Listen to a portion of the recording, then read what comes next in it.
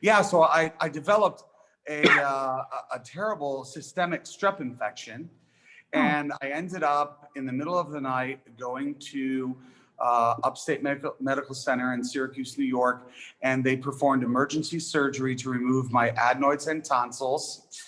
And that was the end of my singing at the moment. right. When I came out of that surgery, I had nothing. I had a whole new space. I was no longer a tenor. I was more of a baritone. I didn't know what to do with that or how to process it.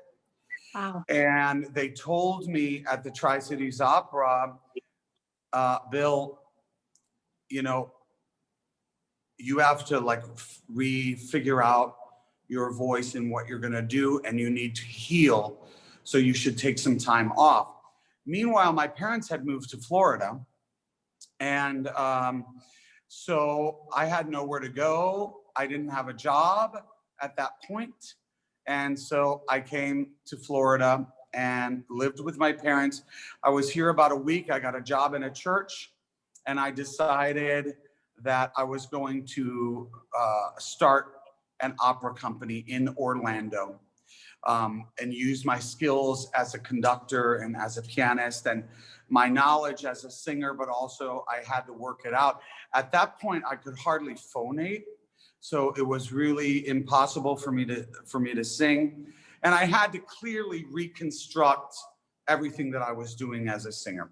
So anyway, established the opera company, and we started our training program. We started as a light opera company. We did Gilbert and Sullivan and Merry Widow and things like that, and then eventually went more into grand opera. And that's it. Wow. That's what happened. I went back to New York. I studied with Rita Shane again. She really was a great vocal technician. So she helped me figure out my voice. And then Licia Albanese, she told me, Bill, you have a new throat, you have a new opening, you have a new space. Maybe you're not a tenor anymore. Maybe you're a baritone, and let's start working on baritone repertoire, which eventually I did. It was a hard transition to make. Repertoire. Everything different, and just even how to use the voice, and I didn't understand what the limits were, and I was always afraid to engage my whole voice because I felt like it was going to make me tired or that I was doing something wrong, because I had always sung sort of on the top of my voice, keeping everything light. But making this transition, just learning how to use the appoggio, to use the support and engage the full voice. It frightened me at first, but that was definitely the way to go, because now I'm leather lungs. I can sing 12 hours a day, and that doesn't bother me at all. So, Wow.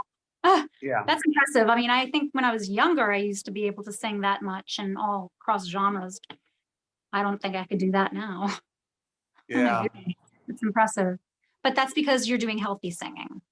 I guess so. Yeah, when you learn to use the breath correctly, Mhm. then yes, I think that's true. What the interesting thing is, when I was singing as a tenor, I don't think I was using the breath correctly, and I would get tired after a couple of hours of singing. Even though I was successful at achieving the notes and all of the stuff, it wasn't quite as comfortable as this. So it was something that needed to happen. It was part of the divine plan, and that's where it is.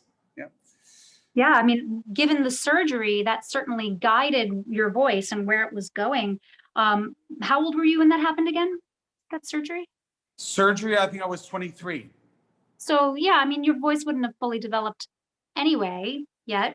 So maybe it would have gone that direction, and you would have had to have experienced this profound change in, you know, repertoire And and structure and and quite possibly it would have, that transition could have happened anyway, right. because I was so young as a tenor. Maybe my voice hadn't developed. Maybe it had nothing to do with the surgery.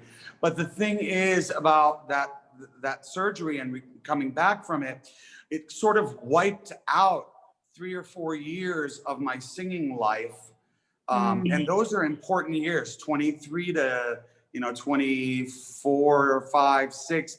Those are important development years, especially if you're trying to build a singing career.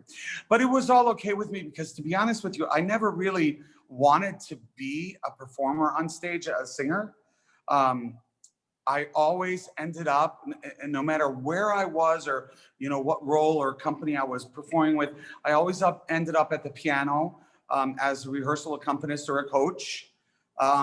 So though the other skills, I think, it was just something that was meant to all come together so that, we could have Central Florida Lyric Opera and our young artist program.